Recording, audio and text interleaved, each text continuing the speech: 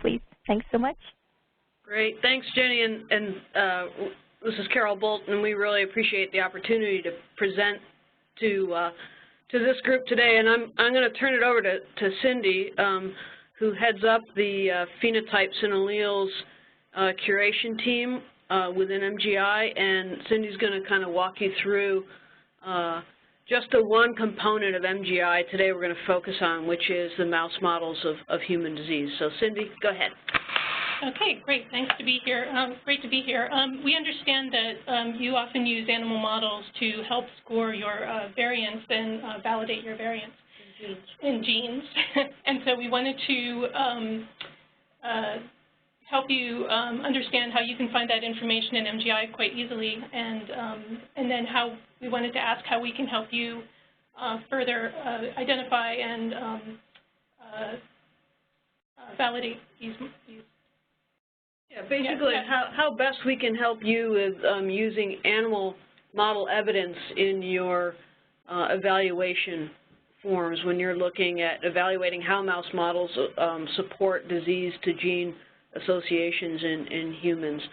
And so Cindy's going to present on how that information is annotated in MGI, but we'd be really interested in hearing from you guys how you currently get that information, and if there are ways that maybe we might be able to make that more straightforward for you. So, yeah. Okay, so I'll start with an overview. I'll introduce you to MGI's mission briefly and talk about where all of our data comes from for alleles and phenotypes in disease models. We'll introduce the concept of the mouse model of human disease and what we consider a mouse model and what we do not consider a mouse model. We'll go over different types of mouse mutations, the types and factors, and other factors that can affect the phenotype that you see in a mouse. And then we'll turn it over and talk about the ClinGen validity classification summary and how can we help, as Carol just alluded to, and then we'll have some discussion. So the Mouse Genome Informatics system is, our mission is to really facilitate the use of mouse as a model for human biology. And we provide integrated access on a variety of different types of data for the genetics, genomics, and biology of the laboratory mouse, everywhere from sequence to polymorphisms, expression, gene function, tumor biology, orthology, and as well as phenotypes and models of human disease. But what I will focus today on is all about the phenotypes and human disease models. Our program goal is really to facilitate the use of the mouse as a model for heritable human diseases and normal biology.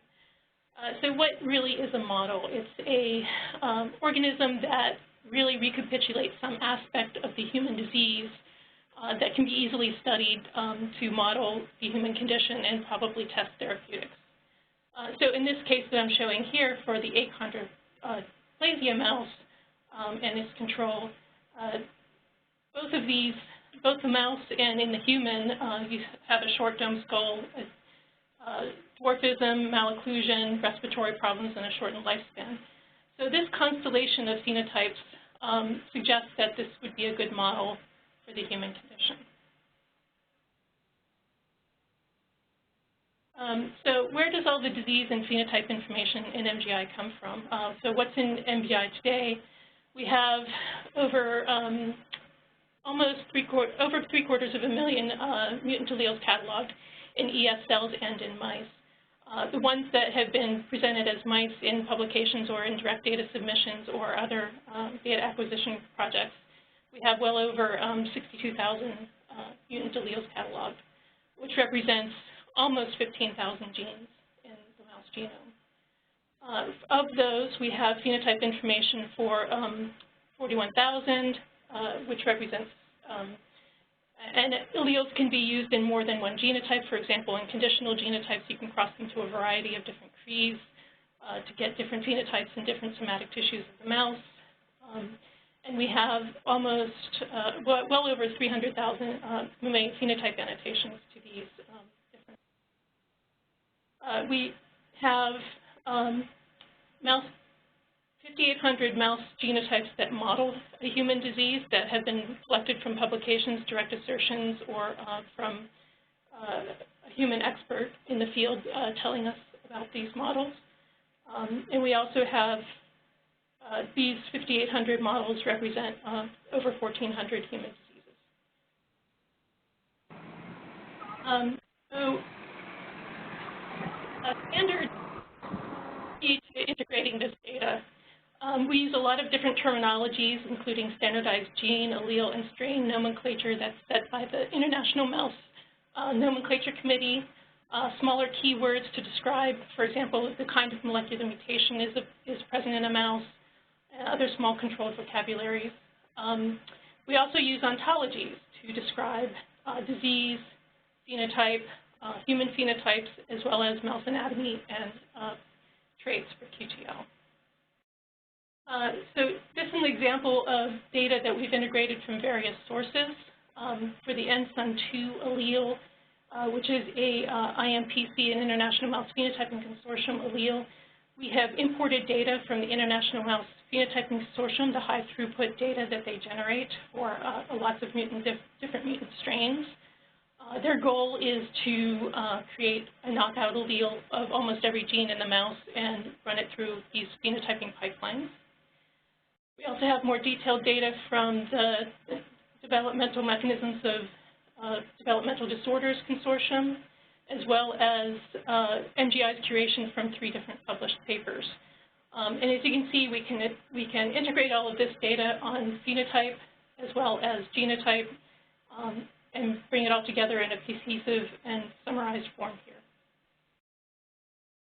Now, to actually find much of the phenotype and disease model information, you can start any different places, gene detail pages as well as disease detail pages and as well as our phenotype browser, but I'll show you the point of entry from the gene detail page here.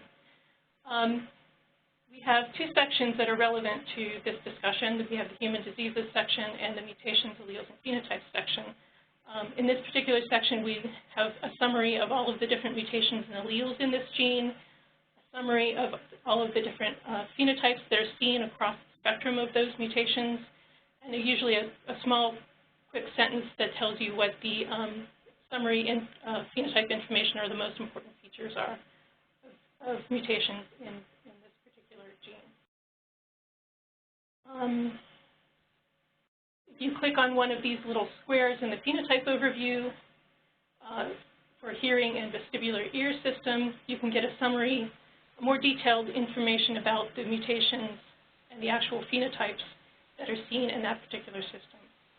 So for example, this genotype has mutations that cause impaired hearing, pillar cell morphology, as well as organ of Corti morphology changes, whereas some of these others have different inner ear bone mutations.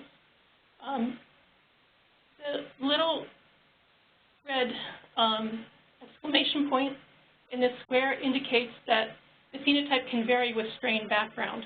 Mouse have multiple inbred strains, and you can change the mutation from one inbred strain to another.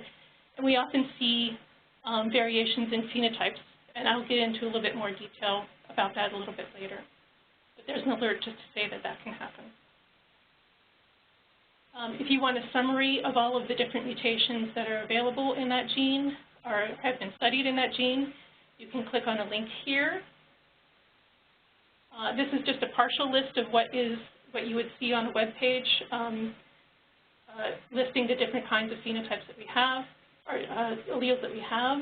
The first is a spontaneous mutation that was found at the Jackson Laboratory. There are targeted mutations, as well as different types of knock-ins and knockouts. And they all show slightly different phenotypes.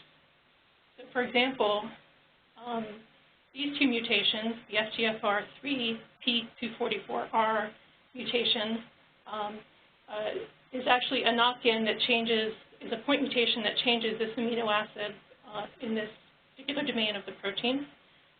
This mutation is also a targeted point mutation that changes this amino acid combination. And what you see is that these different point mutations in different domains of the protein actually result in different diseases.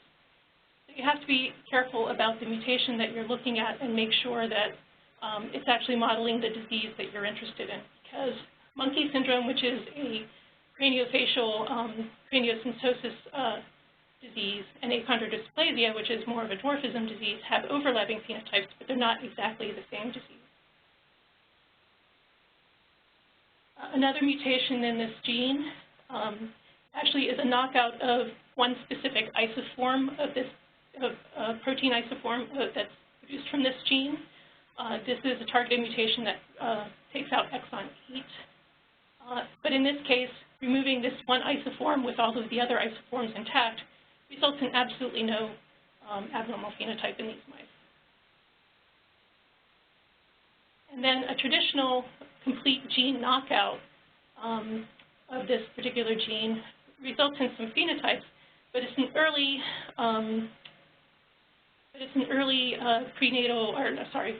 postnatal lethal mutation. And so it doesn't really survive long enough to serve accurately as an achondrodysplasia model. And in fact, this particular knockout allele in the publication where we annotated this information made a point of saying this is not a model of this disease. So you can have quite a spectrum of different kinds of alleles in a gene, some which can model a disease accurately and some which don't. And they can also model different diseases. So you have to be careful with knockouts that if you have a gene that only has a knockout phenotype, it doesn't necessarily mean that knockout phenotype, if it doesn't show disease phenotype, it doesn't mean that a different allele of that gene, if produced, would actually model that disease. Another way that you can find out information about diseases is if you go to our human disease section of that gene detail page, and you can click on one of the disease names and go to our disease detail page where you can find out more information about mouse models of that particular disease. So in this case, we've come to our disease ontology browser page, we've clicked the models tab, and it lists for us the different models with the different genetic backgrounds that actually model this disease. So in this case, we can see that the homozygote and the heterozygote of this particular targeted mutation have been associated with this particular disease from this particular reference.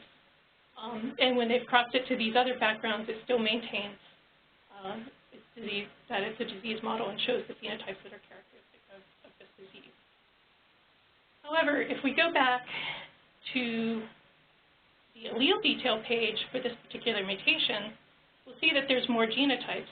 And in particular, if I enlarge this section, we can see that there's one combination of this heterozygous or homozygous mutation on a BALB-C background. This strain nomenclature indicates that this mouse has been made congenic, or the mutation has been crossed into an almost pure C57 black 6 a BALB-C background, as opposed to the C57 black 6 background or a 129 strain background.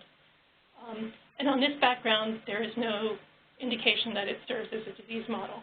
And if we actually click on this link, the HM3 link for more information, we can see that from this reference, they indicate that unlike mice on other backgrounds, no skull abnormalities for Menkman's disease are seen on a congenic BALB-C background. So we have to be careful about genetic background because it strongly influences the phenotypes that you see. So just to give you a little more information on genetic background, at MGI we had a look at the number of genes that we have phenotype information for, and we were able to determine that almost 10% of genes with phenotype data in mice have a mutation showing background variability, at least according to the MGI data. And this could be just that the phenotype is a little bit more mild or a little more severe, but in some cases we actually see that the phenotype is absent on a different genetic background, like the example I just showed you. I believe this to be a conservative number because almost half of the genes in that set, the almost 14,000 genes in mice that have been studied, only have one allele that has been studied on one genetic background. So we actually don't know if there's any genetic background influence on those particular. mutations for those genes. MGI only includes background data effects from the same experiment or lab when we're actually annotating a background difference. And we can't rule out the possibility that if two different investigators are doing the experiment and come up with different results, that they didn't do the experiment differently. So we don't actually call that a background effect. And anecdotally, we've also noticed that well-studied genes and mutations are more likely to have a reported genetic background effect. That would make sense because the more you study it, the more you look at something, the more likely you are to find effect. So for example, P53, the FGFR3 mutations I just showed you where you have mutations, the BRCAs, many of the well-studied cancer genes have this kind of effect. Inbred strains can also be used as disease models, so you really need to know your genetics. For example, AJ inbred mice are widely used to model cancer and used for carcinogen testing given their high susceptibility to carcinogen-induced tumors. So you might not want to study cancer biology on this particular background, knowing that there's a high spontaneous rate of other types of tumors on this background. DBA1J mice are used as a model for rheumatoid arthritis. People have looked for the genetics behind this and found it's a very complex trait. SJL mice display a very high incidence of particular kinds of sarcomas resembling Hodgkin's disease, and so on. And so there's a lot of different characteristics of inbred strains that you need to be aware of. We also have transgenic models. Transgenic models are a little bit easier to make than traditional gene knockout or engineered mutations because you can just inject these directly into mice, into embryos and find mice that will express this gene. And you can mutate this gene. In this case, this is a mutated FGFR3 gene that has a dominant mutation that's found in human achondroplasia, so it's very similar to the same variant that causes this in humans. And when this is expressed in mice, they see the same constellation of phenotypes that's found in human achondroplasia. And so this is actually also a valid model. In our database, we actually associate this transgene construct with the mouse gene that's being expressed, or in some cases with the human gene, so that you should be able to find those on the gene detail pages in the phenotype section if you're interested in considering those as evidence for the human gene variants. There are definitely other factors that can affect phenotype penetrance. Certainly diet. You need to stress the mice with a higher low-fat diet to see certain cardiovascular defects, for example, dietary restriction, exposure to pathogens. So for certain immune phenotypes, you won't actually see them unless you stress them with bacterial or viral pathogens to show that they are susceptible or resistant to these kinds of and certainly you can induce autoimmune diseases. You can expose them also to carcinogens to show that they are resistant to or susceptible to developing certain types of cancers.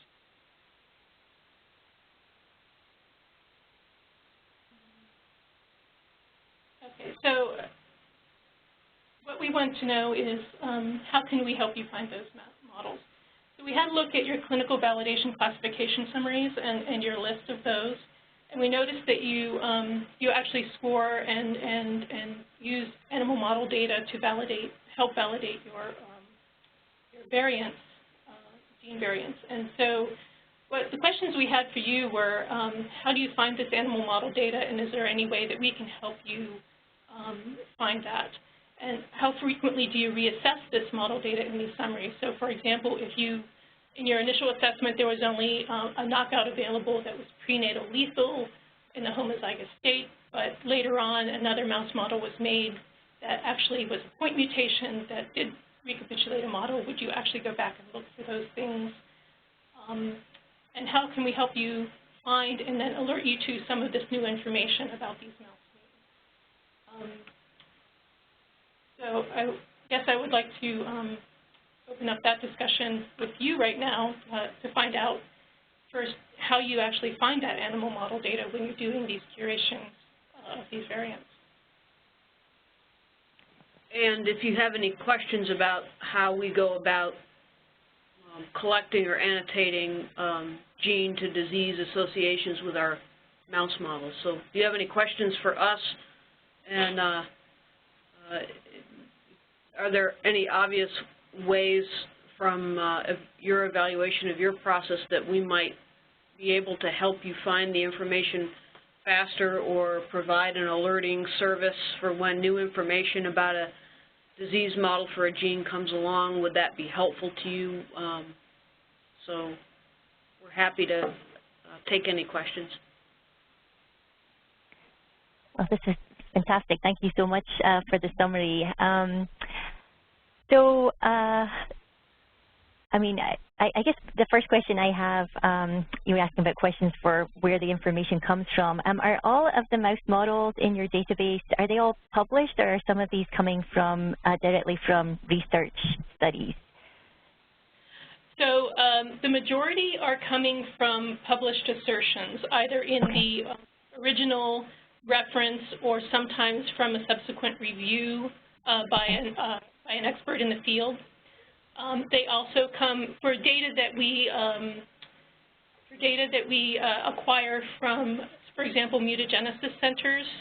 We rely on the experts of the mutagenesis center to tell us when that is a mouse model of human disease. For example, we just a couple of years ago we imported a lot of data from the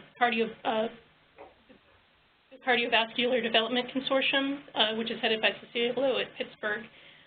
She gave us data on well over 200 mutations that cause cardiovascular phenotypes. She was looking for congenital heart disease defects. And for a number of those, she actually told us which disease these model.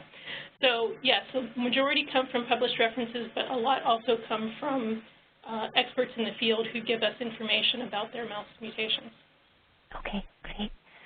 So yes, you're absolutely right. I mean, we definitely use this information. I mean, anytime there's an available mouse model, I think we're looking at that to include that information in our gene curations, and I mean, also helpful for variant assessment too. So in terms of where we find this information, I mean, I have used MGI in the past, but also we're looking at PubMed as well, just searching for the gene and mouse model or something like that. So I don't know, does anyone else have any other resources that they've used to find this type of information? I mean, those are the two that I typically use, but. Sometimes I'll go directly to the Knockout Mouse project myself and search it. But yeah, it's usually largely PubMed. Actually, can you go back to the previous slide just so we can see the kind of particular discussion questions? That's helpful too. I was wondering if, obviously reassessment, as you said, is quite important. I wonder if this is something we're considering for our ClinVar update in the future as far as variants or genes. I wonder if we could actually have like a follow this gene button to alert us to new information if models were to show up for, because we're particularly interested, I think, for limited and moderate genes, I would say, that we would want to follow those and see if a mouse model were to pop up in the future, that maybe even if a coordinator of a particular group or someone who is interested in a particular gene could just hit the alert me if new information comes up button if you were to have something like that, unless you have something already and I just haven't paid attention. Sorry. Yeah, so this is Carol. So we actually have an app that runs on your smartphone that you can register all the genes you're interested in, and then you can say, then you can select which type of updates you want to receive. So if you want to receive updates when there's a new phenotype annotated to the gene, or a new publication annotated to the gene, or a new function, or there's a bunch of alerts possible. But one of the things that I was been thinking of, especially after going to the ClinGen Decipher meeting, was making a version of that tool available as on the web right, so that you would have that button that you're talking about that's available right from the website, not necessarily from an app, or have it be a service so that whatever software you're using for your ClinGen gene curation, you might be able to add it in as a button right into your curation software suite as well. So we do have an app that does that, but if a web-based button would be useful, that's something that would be pretty straightforward for us to implement. So that sounds great. I want to ask, so can you just say quickly, how do we get to the website that was that was being shown? So I have, for instance, in the colorectal cancer group, we have a presentation recently where there were some mouse models shown that were pulled from the literature. And I'd like to just see how do I get that? I just want to look it up. And right. So Cindy will send this to you, and I can also send Jenny the URLs for these resources that she can distribute to all of you. So if you go to informatics.jax.org, that brings you to the MGI homepage. And if you go to the MGI homepage at informatics.jax.org, there is a menu there, and one of the menu items is mouse models of human cancer. And that will take you to a resource within MGI that focuses specifically on cancer models. Okay. And we didn't present that today, but if that would be useful, at some point I could show you how to use that as well. Or you can take a look and you can just email the help desk if you have questions, and they'll forward that to Cindy and me. So we do have a collection of cancer models as well. It's all been standardized to nomenclature, but I don't know if it will or will not have exactly the type of information you're looking for. So if it doesn't, if you look at that and find it doesn't have the kind of information you need, if you let me know what it is that you're specifically looking for, we'll see if we can make that more accessible, that kind of information more accessible. Okay, yeah, I'm there on the page. This looks like this will be really useful. I mean, for us, I think the tendency is, we go to PubMed and we put in the disease and mouse and see if we get publications back. So it'd be great if there was a more unified, I think, yes, centralized source to just go here and see, maybe additional options or additional studies or something. But yeah, we'll look through that, and I like that there's a section on colon and intestine tumor models too. So that'll be very helpful for us. Thank you. So let me just say a quick word about going directly to PubMed with mouse and the disease name. I mean, I think one of the challenges to doing that is that not all authors. So number one, there's the challenge that Cindy sort of illustrated, where depending on the genetic background, you might get a different phenotype. And so if you search PubMed and land on a publication, you're landing on a description that may or may not be the right model for the disease. Maybe it's one of the allele types or mutation types, but there are many other mutation types published by different people. And the terminology used in the papers is going to be different, so they might not use the same disease name that you're using for your search. And one of the things that's done by the curatorial staff at MGI is that the differences in author styles and nomenclature are mapped to a common nomenclature for disease and gene and strain. So all of the variation that exists out there in the published literature is mapped to standards so that your access and retrieval of relevant data is made a lot easier than if you were to try to do that sort of integration manually from looking through all possible PubMed results to your search. And the other thing is that we index all of the data in MGI back to the published literature, and so you could actually search MGI with your PubMed ID, or search MGI and realize that you're getting all the data that's been published and available from PubMed, and the links to the PubMed references are there. Somebody else said that they also go to the IMPC for the comp project for the knockout phenotypes. So all of the data from IMPC is also integrated into MGI, but then it's integrated with the other allele types that may or may not be knockout alleles. So there might be hypomorphic alleles, there might be, there's transgenes. So the whole allelic series and genotype series for a particular gene, all of that is integrated in MGI, whereas if you went IMPC, you're going to get the detailed, wonderful information about each of the comp knockout mice, but you're not necessarily going to pick up the entire picture about all the other information, allele and genotype information that's available for that gene.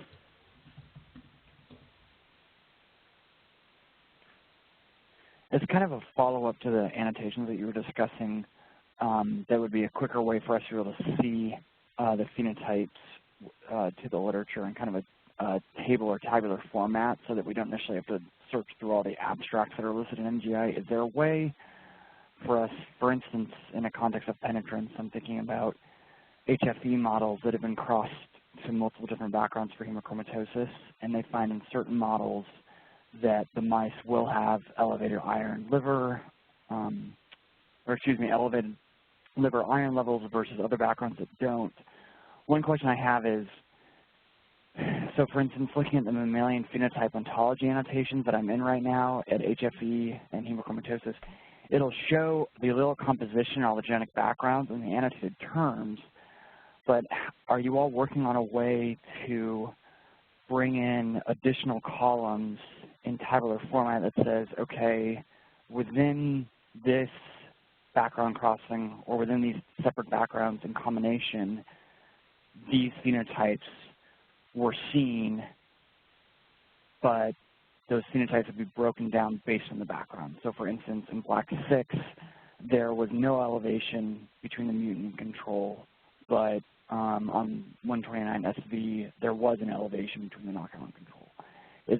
Could that be something possible to integrate into MGI, or would that be too difficult to do from the back end? So basically you're saying you want the normal data alongside the elevated, the data that shows that it's elevated?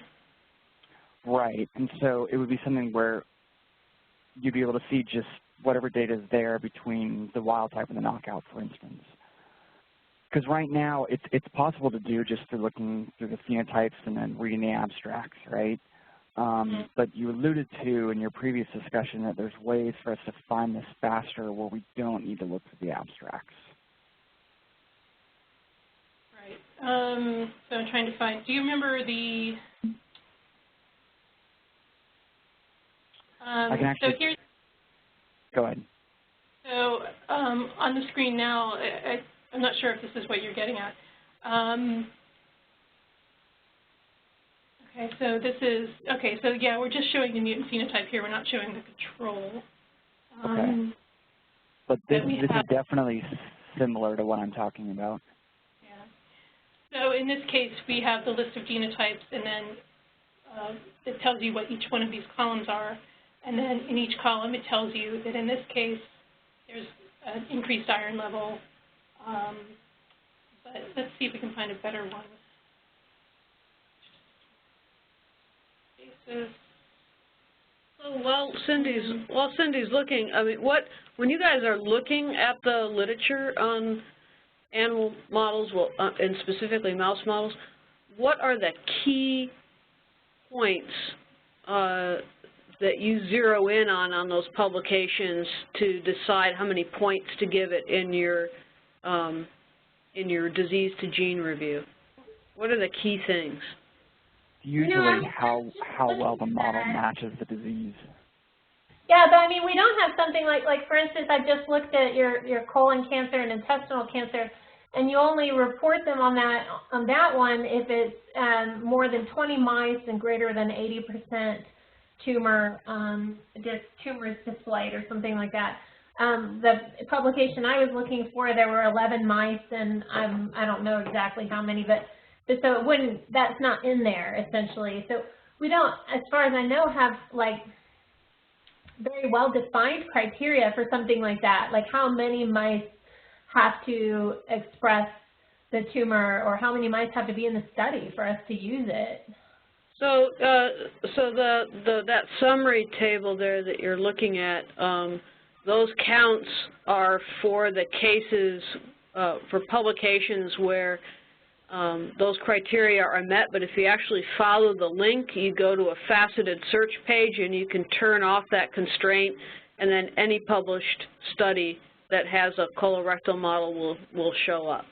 So the reason we made a cutoff is that I think one of the things people don't necessarily realize when they're building these models, especially cancer models, is there's a couple of really commonly used lung models, and they do get lung adenocarcinomas at a very high frequency, but they also get a panoply of other cancers at very low rates, but they're there, so they get leukemias. And so if you're trying to build a model and you don't realize that you're not only going to see you're not going to just see like lung or colon tumors, but you might also see some other tumor types, people get surprised. So a colorectal mouse model will get colorectal tumors, yes, but it might also get a bunch of other different tumor types. So we on that front page, what we said is these are the reports where you've got a really high chance of seeing the lung tumor or the colorectal tumor that you're after. And so these are probably the most reliable cancer models, but you can get all of the models if you go to the next step and just turn that constraint off. So we aren't limited in bringing in studies that have that criteria. It's just that we want to, what we found from people who try to use the resources, they're like, well, yeah, you said this was a lung model because it got lung tumors, but it also got all these other tumor types, so it's a crazy thing. I don't want models that get so many different types of tumors. I want the ones that mostly get lung tumors or colon tumors. So that's why we added that constraint in the first place, but you can easily turn it off. I see. I just found where I can turn it off. Thanks. This is great. This is really great. But in terms of our own criteria, we don't have a cutoff criteria as far as I know in our curation. Something that would, yeah. Is that's what? Am I understanding that correctly, Bryce and Jen?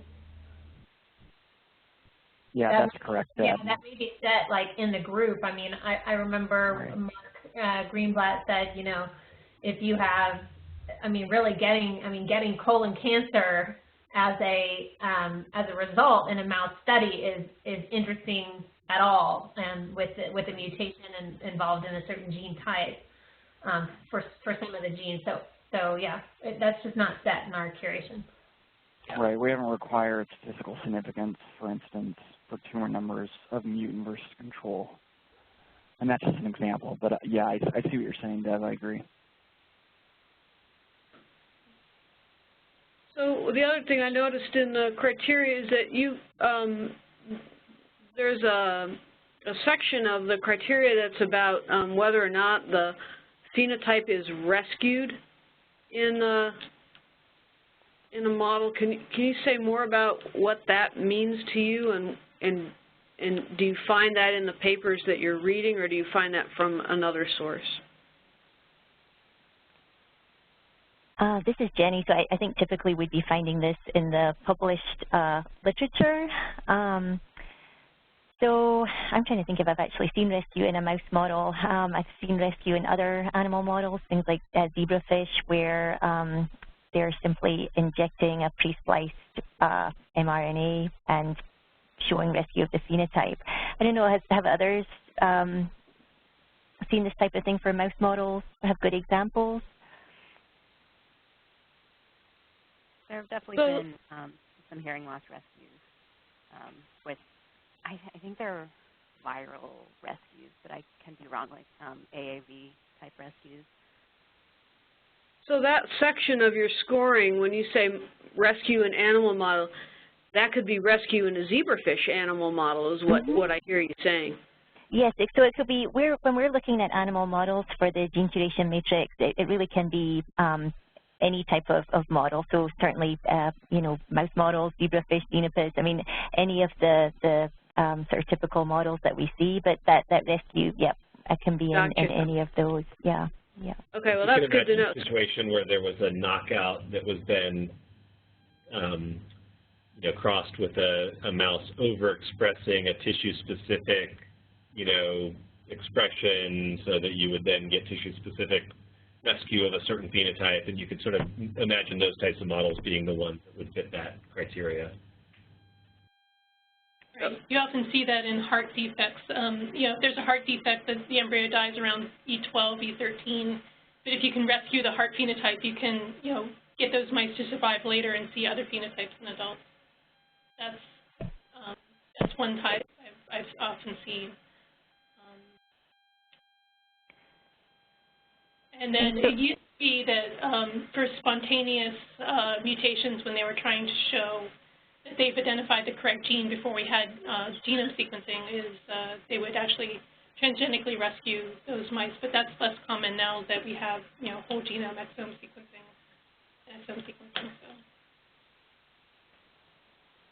So I have seen it. It's just not very common anymore. Right. Right.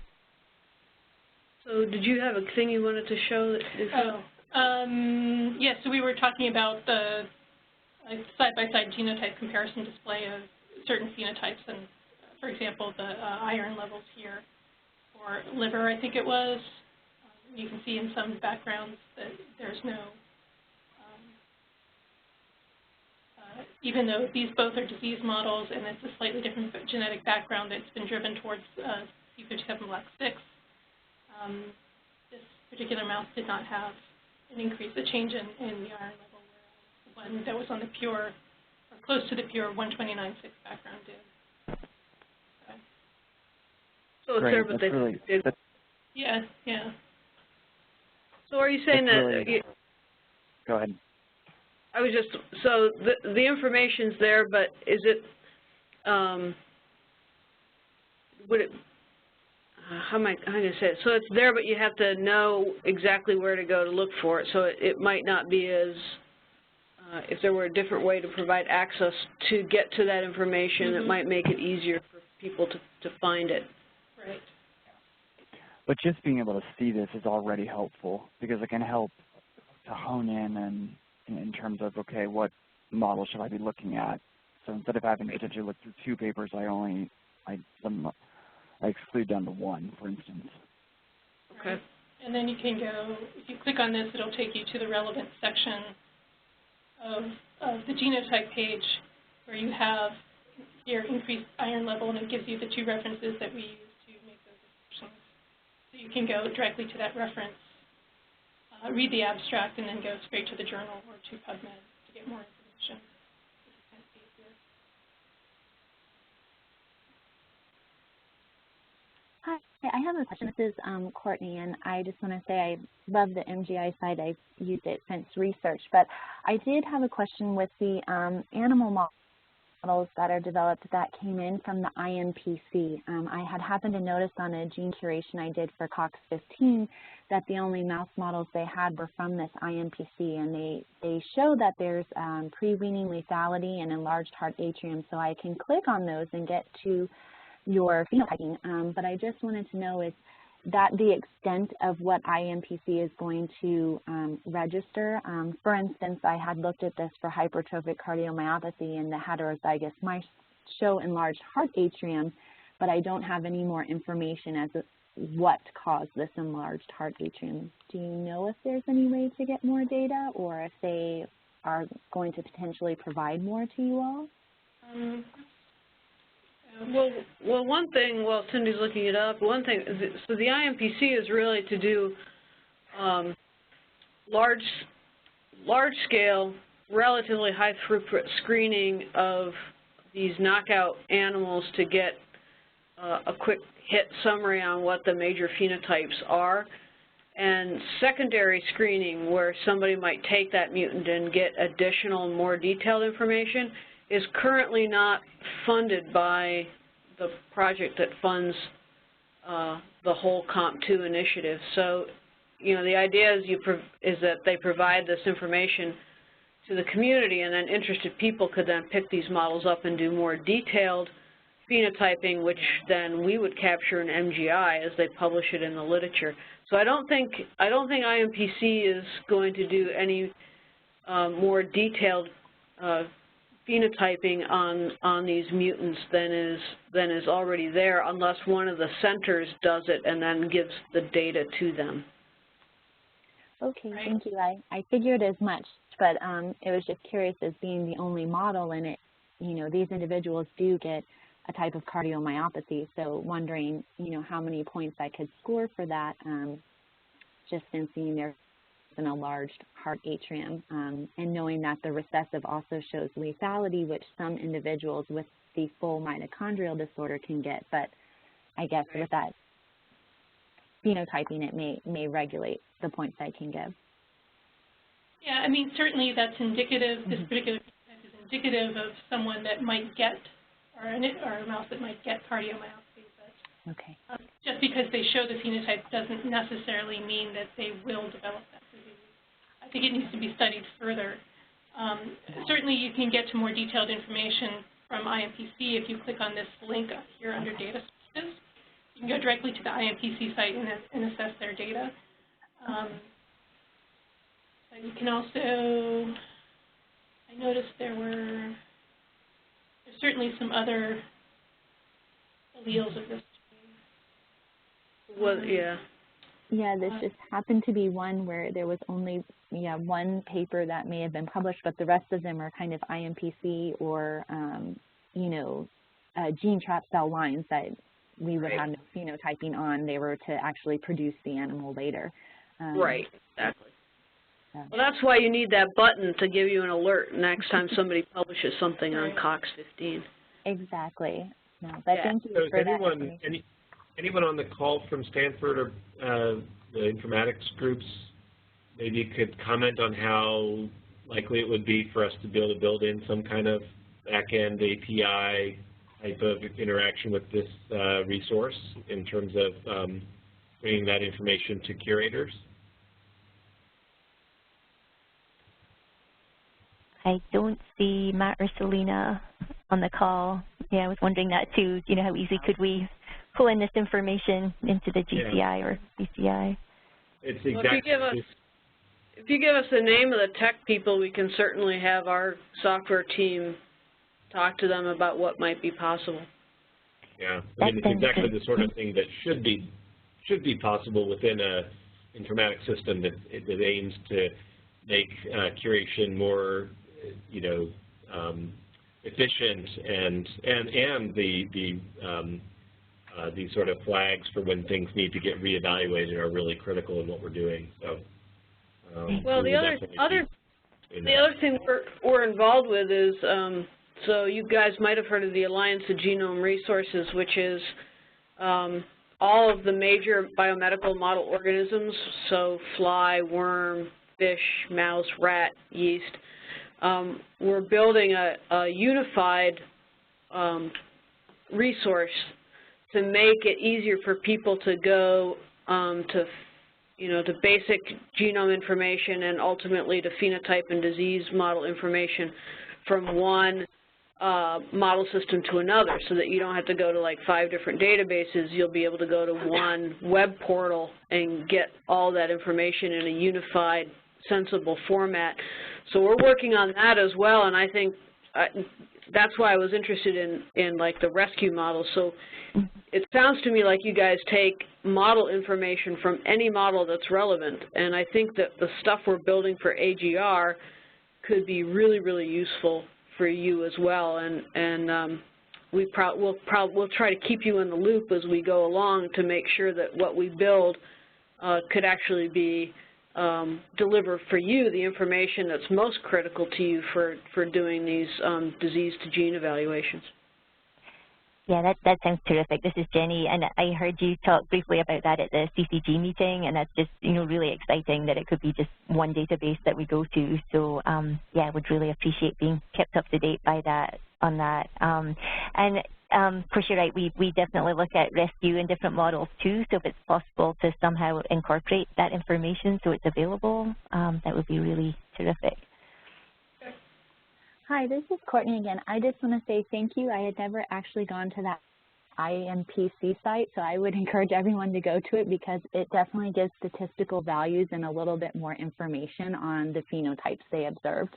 So thank you for showing me that.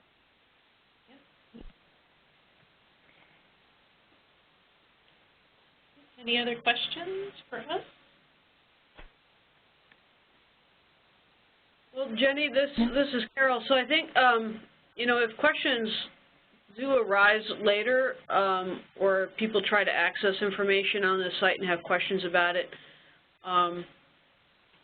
feel free to contact Cindy and I directly, or there is on every page on MGI, there's a link to user support, and our user support team gets back to people within a day. So anytime you have a question, don't hesitate to use that contact user support form. We rely on that to make the resource better for people. And I'm going to go back, based on this call, I'm going to go back and re-look at the logic that we use to drive our smartphone app and see about making that a web-enabled alerting system so that people can register for the genes that you're interested in, and you want to get updates about when new annotations in mouse are available, that you'd be able to get that. So I'll follow up on that. And if there is interest in seeing if there's a technical solution for how to make these data integratable into your existing curatorial workflows, if you can send us the names of the tech people, then we'd be happy to get in touch with them if that would be appropriate. That sounds great. Yeah, I will contact them and just let them know that we discussed that today and see how we can figure that out, because it would be really terrific if we can integrate that into our interfaces. So yeah, this all sounds great. And